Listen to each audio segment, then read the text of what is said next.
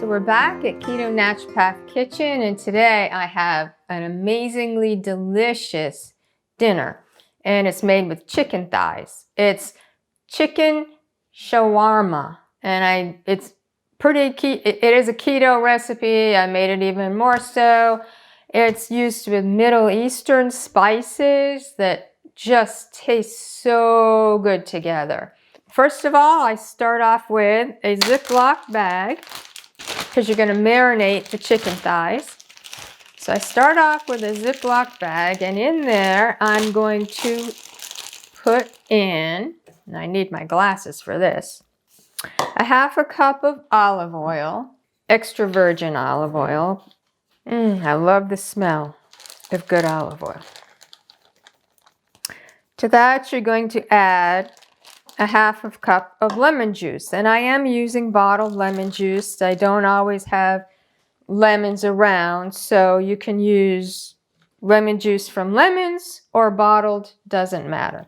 So again, a half a cup of that. The lemon juice just gives it a nice little tangy flavor. And to be honest, when I'm making this for ourselves and for you all, I really don't measure the olive oil and the lemon juice. I just put it in the bag and I know how much I should have. Okay, so there's your olive oil and lemon juice. Now I'm going to add a teaspoon of garlic powder. You can also mince your fresh garlic and use that if you'd like. A teaspoon of salt. 2 teaspoons of black pepper. 2 teaspoons of cumin, and I absolutely love cumin. I never used cumin before I started making this recipe. I got this recipe probably in 2005 from the New York Times Magazine recipes, and I've been making it ever since. And ever since then, I've been using a lot of cumin. Then 2 teaspoons of paprika. I'll have to ballpark this since my teaspoon wouldn't fit in the jar. A half a teaspoon of turmeric. Turmeric stains, so be careful, don't get it on you, but it tastes pretty cool. A small amount of cinnamon, and yes, since then I put cinnamon in a lot of my chicken dishes. It says a pinch, but I'm going to do maybe a quarter to a half a teaspoon. And then it said crushed red pepper flakes to taste. We like hot, spicy food. So I think I'll put in a half a teaspoon. And then you just mix up, get all the spices mixed in with the liquid. And to that you add 2 pounds of skinless, boneless chicken thighs. I love chicken thighs, and I especially love this recipe. And then seal the bag. Make sure all the pieces are covered with marinade. Oh, that looks good. And you just put that in the refrigerator for at least an hour more. I'm probably going to marinate this for 3 to 4 hours.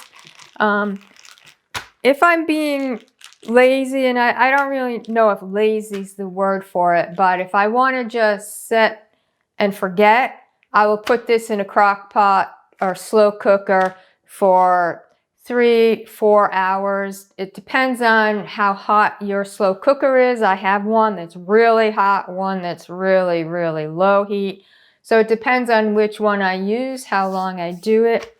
But these I'm going to bake. They taste amazing baked, and they taste good in the slow cooker too, but baked is really good. So we'll be back in about 3 or 4 hours after this is marinated, and I'll show you how to prepare it. So the chicken thighs have been marinating for about 3 hours, so it's time to cook them up. And I've lined the baking sheet with aluminum foil just to make it easier to clean up. And I try to have the thighs opened and not... Oh, this smells so good. Again, I just want to say that turmeric will stain, so try not to get it on your clothes. And then the remaining, I just like to pour over. And I did not lock my cats up since I was not using any xylitol. I thought, okay, they'll be good. Well, they'll sit here whining, but that's all right.